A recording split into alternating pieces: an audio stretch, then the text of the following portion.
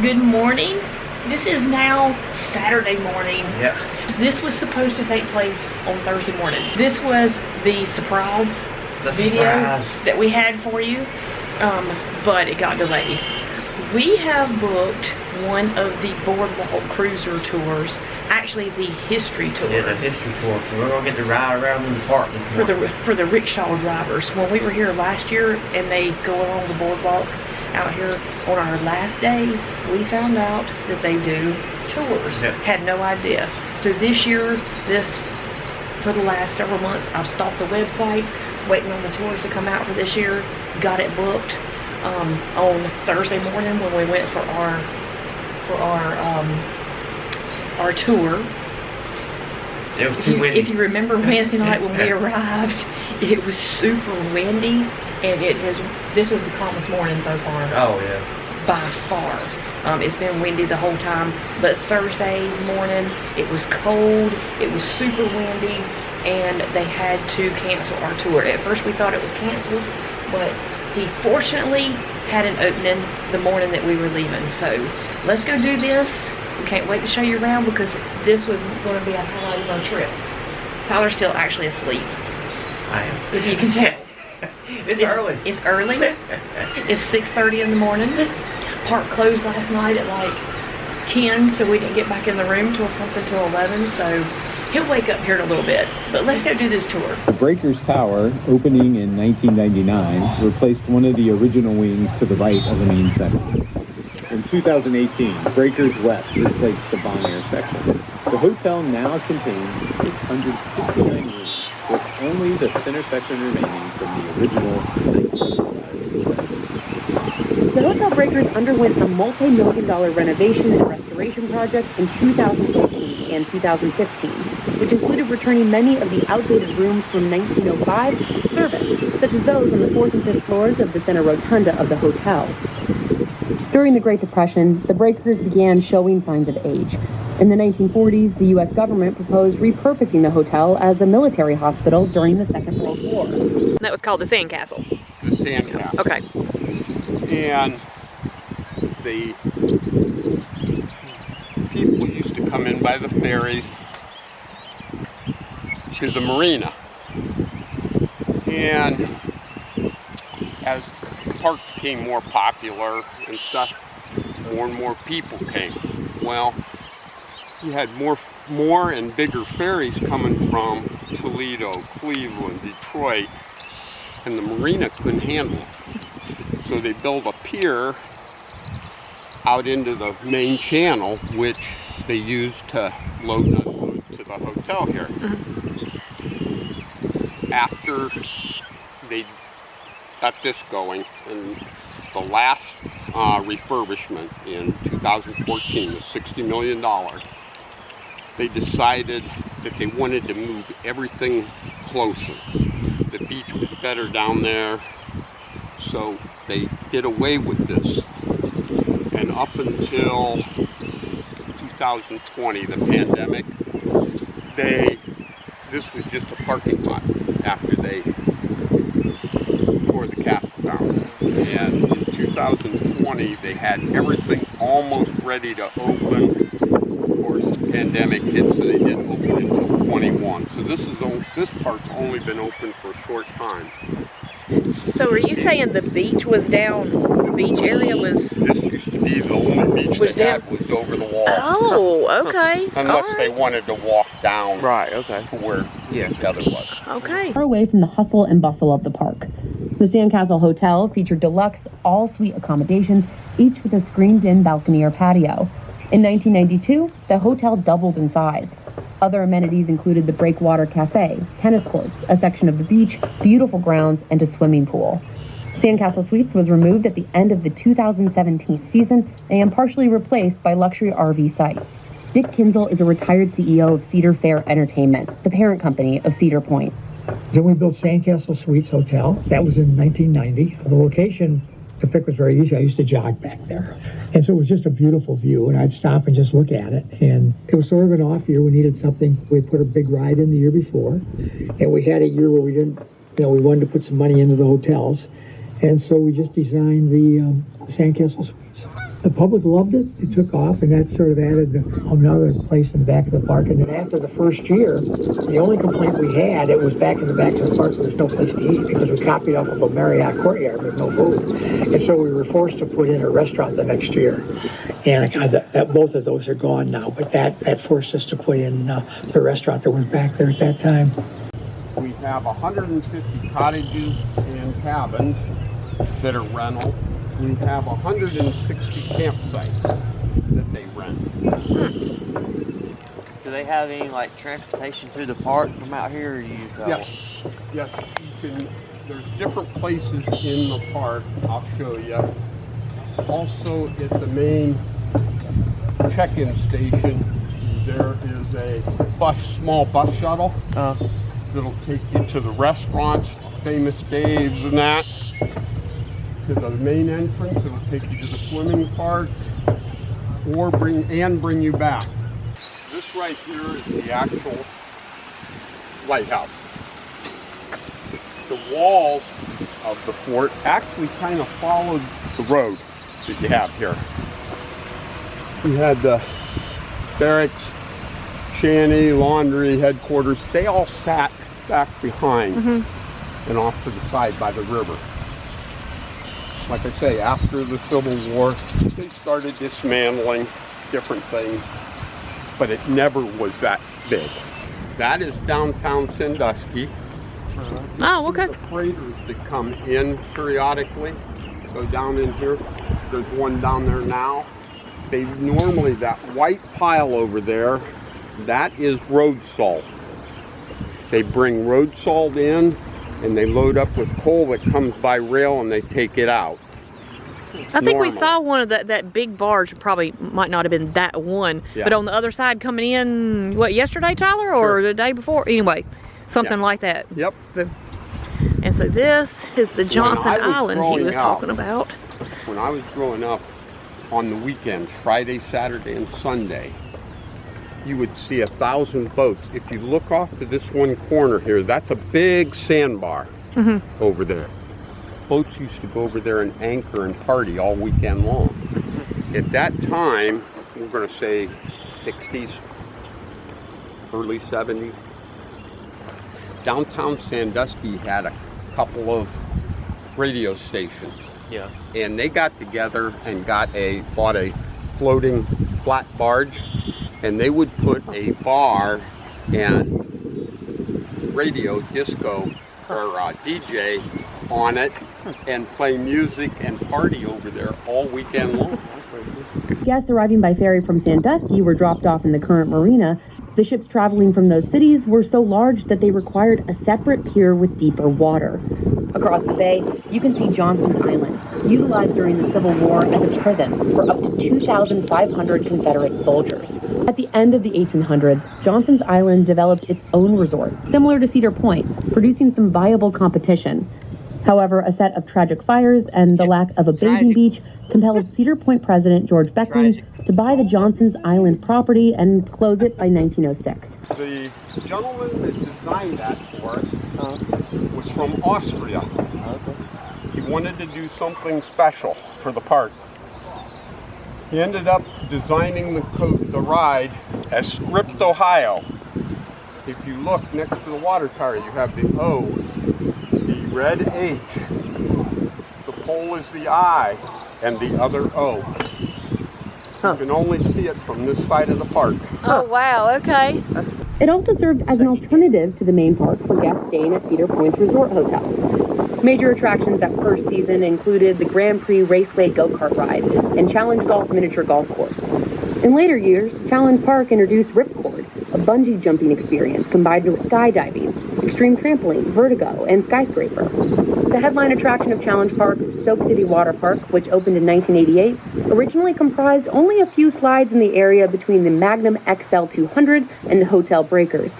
Over the years, Soak City expanded to include a section to the west of the Magnum featuring lazy rivers, a wave pool, and several additional slides.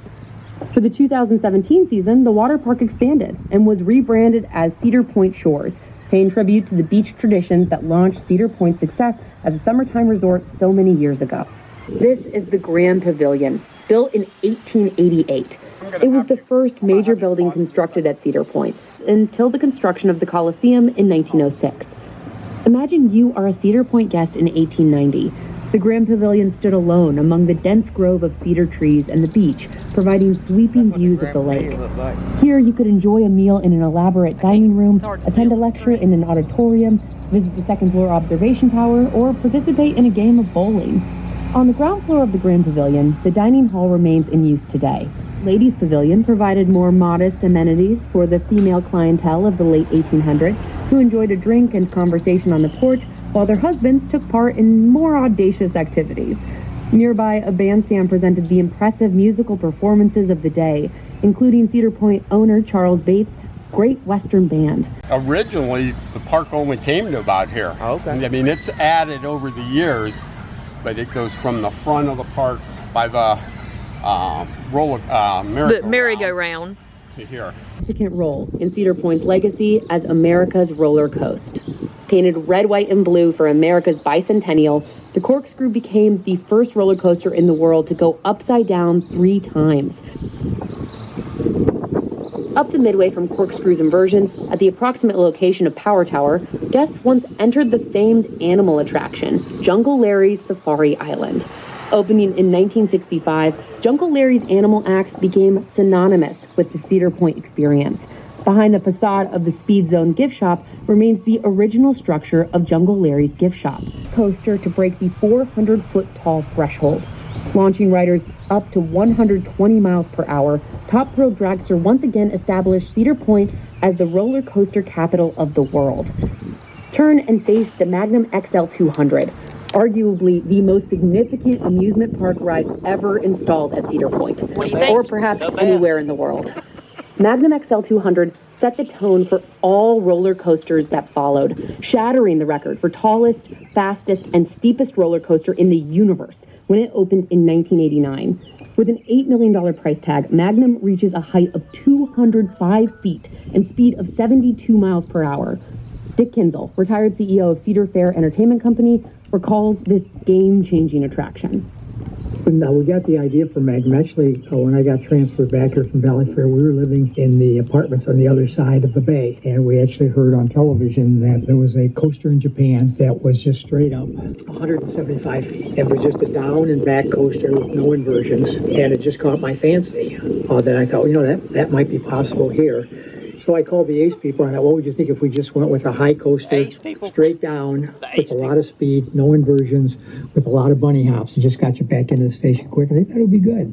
And so we contacted some people to talk about it, and really the only one that would go 200 feet was Ron Toomer from Aero Development. And we first contracted that to be 182 feet because the tallest in the world, I think, was 175. And we wanted to be the highest coaster in the world. And we took it to the board, and I was scared to death of the price because it was over $7 million, which was the most we'd ever put into any ride in the park. And one of our board members said, well, how much would it cost if you took it where it would be a 200-foot coaster? You could market it as the first 200-foot coaster in the world. Before 1978, the Midway where you currently stand did not exist. In fact, its creation only served as a path to the entrance of the headline attraction of 1978, the Gemini. Built by Aerodynamics, which had previously designed the Cedar Creek Mine ride for the park, the Gemini utilizes the same design of a tubular steel track atop a wooden structure, only on a much larger scale. Gemini opened as the tallest and fastest roller coaster in the world. John Hildebrandt is a retired general manager of Cedar Point and worked in the marketing department during Gemini's debut. The suggestion of the name Gemini came from our advertising agency at the time, and in fact came from an unlikely source, someone who was in the research department, not a creative person by job title at all. Gemini means twins in Latin. Some other names considered included Thunderflash, the Screaming Banshee, Twin Spirits, Double Trouble, and Double Dare. Luckily, none of them made the cut. A second sky ride, which opens the same year. Next to Town Hall, the current restroom building's second floor served as the station for the Frontier lift, with the other being located near the current site of Coaster's Diner. Inside Frontier Town, guests enjoyed a recreation of an Old West saloon, which remains today, as well as a shooting gallery. In 1969, the Cedar Creek Mine ride opened as Frontier Town's first roller coaster, along with antique cars that same year. The Mine Ride once ran a total of 6 trains, making it one of the highest capacity rides in the park's history. Notice the mammoth wooden roller coaster nearby. At the far... But when Frontierland opened back here, they had the paddle boat and the trains kind of interwound with each other. But in the paddle boat, you followed around, and Cedar Point had some of the first animatronics.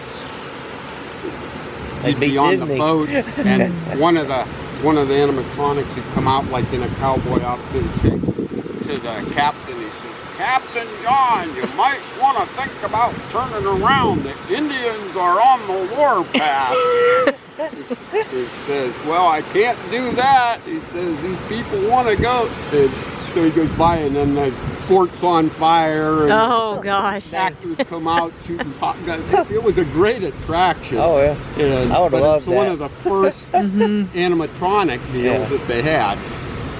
Did they mention the antique cars? That was talking about the antique cars is back here where the front, where well, the used to have several different places. Well, I knew of 2, you know, but this one I was kind of sad, even though I love this restaurant back here, completely love the restaurant. I hate because this one was my favorite of the 2 with the cars compared to the one up front. It had I mean, a much better scenery. it did. And cross a little bridge, yeah. So. All right, I'll let you go ahead. When we get up here by this one cottage, I'll have you pause it again because there's some personal information that I have about. It's an area that I did a lot of hunting for rough grouse, squirrels, turkey. Yeah.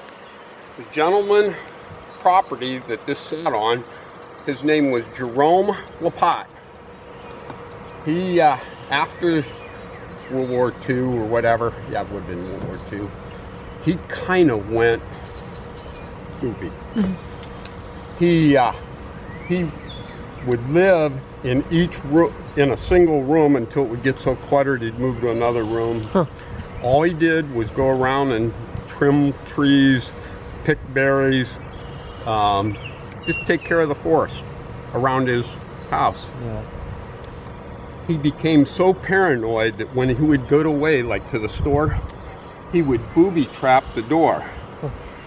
After shooting his legs out from underneath him 2 different times, he ended up in a home where he finally ended up passing away. But this house, I was actually in when it was in Carrollton. When it was in, wow, that's a cool story. It was under construction. Mr. Roos, the then president of the company, was very instrumental in it happening. And it was a breakthrough for walking from the main midway to Frontier Town. Previous to that, there was only 2 routes to Frontier Town, one being the railroad and the other one being Skyride. But those 2 rides were the only way to get to Frontier Town. When the trail was opened in 1971, it opened up a walking path, which was very, very nice and very well accepted overall. And the buildings on the trail came from old farms in Kentucky and West Virginia, some out of the southern part of Ohio. The other fixtures were replicas. We had Fort Sandusky, which was an Ohio fort, and then all of the cabins were brought in from other locations. 100 feet, a giga coaster. Once you reach the entrance, turn and face this roller coaster's iconic first hill. Its unique cable lift system whisks guests to the top of the 310-foot apex before plunging them down, reaching a speed of 93 miles per hour. Dick Kinzel is a retired CEO of Cedar Fair Entertainment, the parent company of Cedar Point. You know, when you have the first 200, then you need a 300-foot coaster. And our concern on that was, could the body take going up 300 feet and dropped? Lysander Carnax from Inman came and gave us a proposal, and he proposed the elevator chain that we have today and assured us that he had new wheels that could take punishment of the wear of going that fast up and down a hill. You know, it turned out to be one of the best decisions we ever made. It's still in my mind. It's my favorite coaster as far as thrills.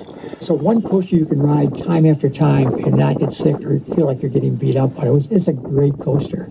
It was accepted by the public, and it paved the way for us for for other coasters because it paid dividends for the company. Major roller coaster built by the two-man team of George Roos and Emile LaGrosse. Located next to the Blue Streak, notice the patio between the roller coaster and the restaurant next door.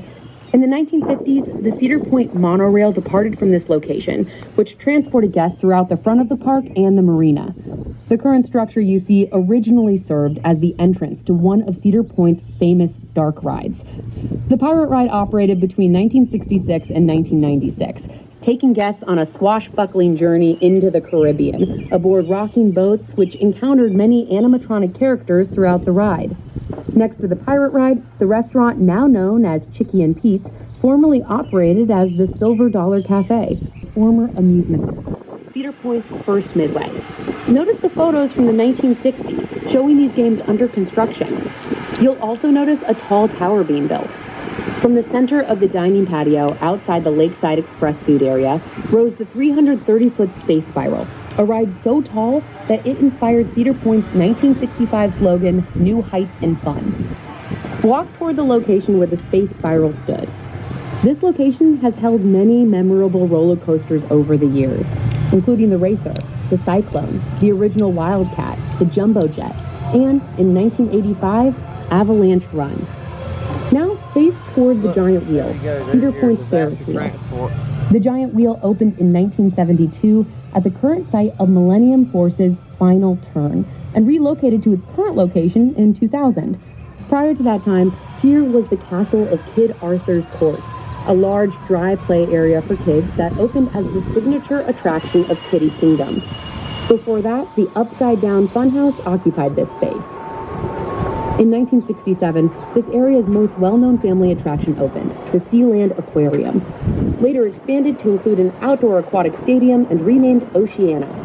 For over 30 years, dolphins Striker, Misty, Coco, and Breeze, sea lions, and other sea creatures captivated audiences in daily performances in the stadium. After the debut of Wicked Twister in 2002, which forced the removal of the aquarium, the stadium featured a high diving show, and years later, a skateboarding and BMX bike show. This is where, during the 30s, all the big bands, Tom Dorsey, Glenn Miller, vaudeville acts like Abbott and Costello.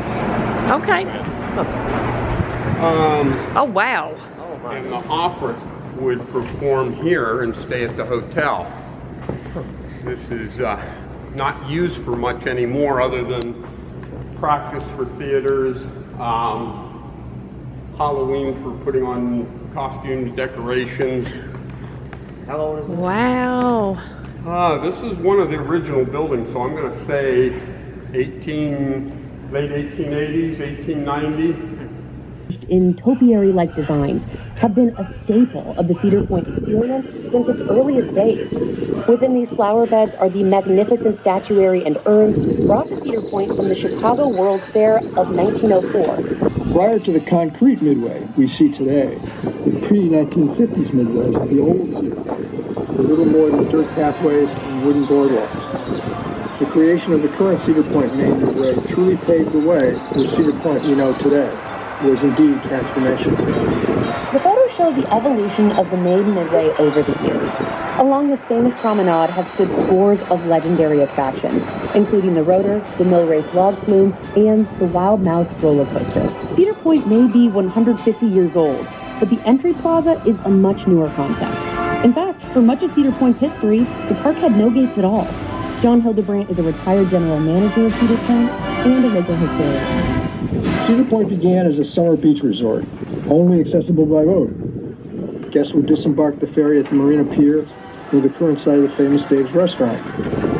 Today, the Jet Express follows the same route as those early steamers. These two horses right here, this one and that one, we just took a bicycle tour around the park, and these were actually original horses from the carousel that opened 150 years ago. Yep. And I think he said that, what, two of them were in the Carousel Museum? In the Carousel Museum in Sandusky, and then one of them is in the Smithsonian. Okay. They are beautiful, though. 150 years old. And they're actually wood carved. We're back. Back here, out here on the balcony. And look, Tyler's awake now. I'm awake. He wasn't awake a while ago when we did the opening.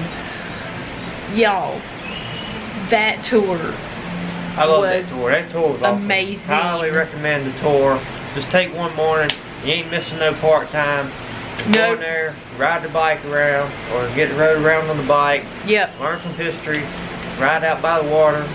Ride through the park. You go all the way around the park. So amazing. And David was amazing. Yeah. The only thing that I would probably say, because they have a little iPad that you listen to, and you know, it's showing some history, so you got, you know, it's kind of, I'll show some clips of what I can see of the screen from the camera, without the glare.